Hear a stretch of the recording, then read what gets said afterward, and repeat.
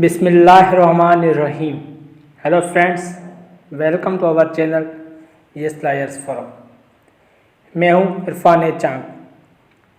अगर आप लोगों ने अभी तक हमारा चैनल सब्सक्राइब नहीं किया तो प्लीज़ हमारा चैनल सब्सक्राइब करें और बेल आइकन का। डियर फ्रेंड्स, आज की इस वीडियो में हम डिस्कस कर रहे हैं रेस्टिट्यूशन को और रेस्टिट्यूशन का क्या रोल है सीपीसी में और हम रेस्टिट्यूशन की एप्लीकेशन कब फाइल करते हैं कोर्ट में। Introduction. Section 144 point number 1 section 144 deals the provision of the restitution. Point number 2 the word restitution not defined in the CPC anywhere but directly mentioned in section 144. Point number 3 it is commonly used in both criminal cases as well as civil. Point number 4 the word restitution was used in earlier common law to donate the return or restoration. Word restitution CPC में कहीं भी define नहीं किया गया है, but उसको directly mention किया गया है सेक्शन 144। और जो रेस्टिट्यूशन है वो कॉमनली यूज़ होता है सिविल में भी और क्रिमिनल भी में भी। रेस्टिट्यूशन डोनेट करता है रिटर्न को या रेस्टोरेशन को। अब रेस्टिट्यूशन की मीनिंग को डिस्कस करते हैं।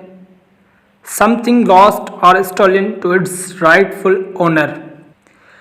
Restoration of anything unjustly taken from another.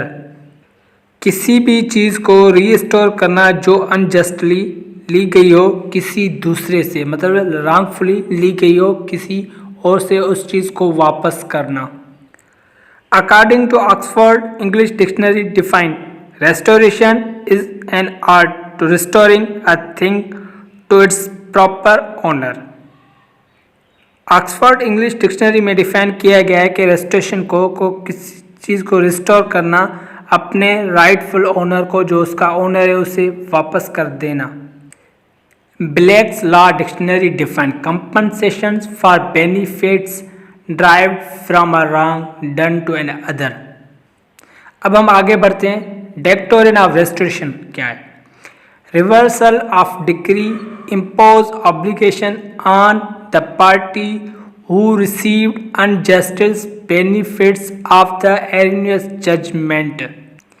Simply इसे ऐसा कह दे, डेक्टोरियन ऑफ रेस्टोरेशन का मतलब है कि एक लोअर कोर्ट की पास की हुई डिक्री को रिवर्स कर दिया गया हो और उस पार्टी पर कोई भी ऑब्लिगेशन इम्पोज होती हो जिसने अनजस्टली कोई भी बेनिफिट हासिल किया हो due to the erroneous decree judgment की वजह से। अब हम 144 की बेयर एक्ट को रीडिंग करते हैं। Application for restitution.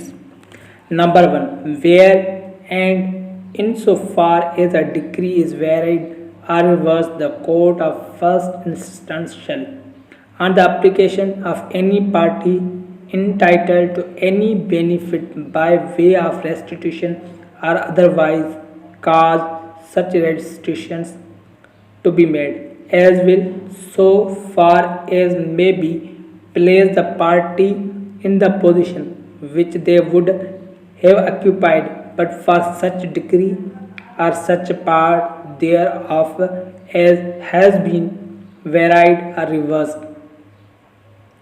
And for this purpose the court make any orders, including orders for the refund of cost and for the payment of interest, damages, compensations which are properly constitutional on such violation are reversed. Point number 2 no suit shall be instituted for the purpose of obtaining any restitutions or other relief which could be obtained by application under subsection 1. Simply ऐसा कहते हैं, अगर कोई भी decree या order reverse होती हैं, modified होती हैं किसी भी अपील में, रिवीजन में या अदर प्रोसीडिंग में या उसको सेट असाइड कर दिया जाता है, तो वो अगर अपीलेट कोर्ट से रिवर्स हुई है तो वो उस कोर्ट में जो कोर्ट ऑफ फर्स्ट इंस्टेंट है वहाँ पर एप्लीकेशन देगा कि अब उस डिग्री के लिए जो उसके फेवर में आई है और उसने अप्लाई किया है रेस्ट्रिक्शन के लिए रिस्टोर किया जाए वही चीज़ें जो उससे अनजस्टली लिए गए थे। और कोर्ट्स के पास बहुत से पावर हैं जिसकी कोर्ट कंपनसेशन अवार्ड कर सकता है, डैमेजेस अवार्ड कर सकता है, इंटरेस्ट भी अवार्ड कर सकता है। मैं हमेशा अपनी वीडियोस के लेक्चर में कोशिश करता हूँ कि मैं टॉपिक्स को अपने सिंपल वर्ड्स में डिलीवर करूँ आप सबको, जिसमें आप सबका कॉन्सेप्ट क्लियर हो जाए। इस टॉपिक को और आसानी से समझने के लिए हम एक सिंपल सा एग्जांपल लेते हैं जिसकी मदद से हम रेस्ट्रिक्शन को और भी आसानी से समझ सकते हैं, अंडरस्टैंड कर सकते हैं कि रेस्ट्रिक्शन का क्या रोल है सीपीसी में और उसे क्यों दिया गया है सीपीसी में। अली और हैदर जो दो पर्सन हैं उसका किसी इमूवेबल प्रॉपर्टी पर डिस्प्यूट चल रहा है। अली की कोई प्रॉपर्टी है कराची में जो रेंट पर दी हुई है किसी भी थर्ड पार्टी को। अब इस डिस्प्यूट में जो थर्ड पार्टी है उसका कोई भी रोल नहीं होगा। अब क्या होता है कि हैदर क्लेम करता है कि वो इमूवेबल प्रॉपर्टी अली की नहीं है बट मेरी है, तो लोअर कोर्ट जो डिक्री ग्रांट करती है और हैदर के फेवर में अब उस प्रॉपर्टी का जो भी रेंट आएगा वो हैदर को मिलेगा। अब होता क्या है, तो अब अली किसी भी हायर कोर्ट चाहे वो डिस्ट्रिक्ट हो या हाई कोर्ट में अपील करता है उस डिक्री के अगेंस्ट जो डिक्री पास हुई थी वो एनोनिमस है और तब हायर कोर्ट एक डिक्री पास करती है कि वो प्रॉपर्टी अली की है। तो यहाँ पर जो हैदर ने जितना भी अनजस्टिस बेनिफिट लिया है वो सब वापस करना पड़ेगा अली को। तो अब जो हायर कोर्ट ने डिक्री पास की थी अली के फेवर में और वो डिक्री अली ले जाएगा उस फर्स्ट लोअर कोर्ट में कि हायर कोर्ट ने डिक्री उसके फेवर में पास की है। तो जो भी अनजस्टली बेनिफिट लिए गए थे वो सब रीस्टोर करें।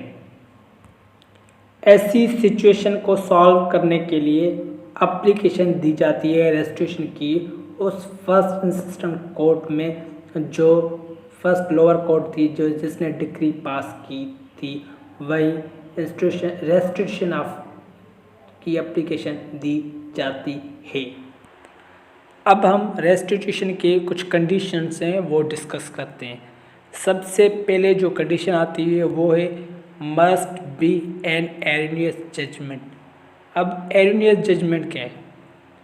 ऐसी जजमेंट जो गलत इन्फॉर्मेशन पर दी गई हो तो उसे हम एरनियस जजमेंट कहते हैं। Point number 2, benefit of that judgment has been received by one party. उस जजमेंट का बेनिफिट किसी और को मिले। Point number 3, the erroneous judgment has been reverse set aside और मोडिफाइड। जब कोई भी शख्स हायर कोर्ट में अपील दायर करेगा, जब वो हायर कोर्ट को डिक्री पास करेगी तो वो जो एरनियस जजमेंट पर पास की हुई डिक्री या तो रिवर्स हो जाएगी या हटा दी जाएगी या उसको मॉडिफाइड किया जाएगा या उसे पूरी तरह से ख़त्म कर दिया जाएगा जो लोअर कोर्ट ने डिक्री पास की थी किसी भी गलत इन्फॉर्मेशन पर। और उसी के बाद वो शख्स रेस्टिट्यूशन की एप्लीकेशन फाइल करेगा उस लोअर कोर्ट में कि जो मुझसे अनजस्टली लिया गया है वो वापस कर दिया जाए, क्योंकि हायर कोर्ट ने जो डिक्री पास की है वो मेरे फेवर में कि इसलिए जो चीज़ें मुझसे अनजस्टली ली गई हैं वो अब रिस्टोर किए जाएं। Thank you so much.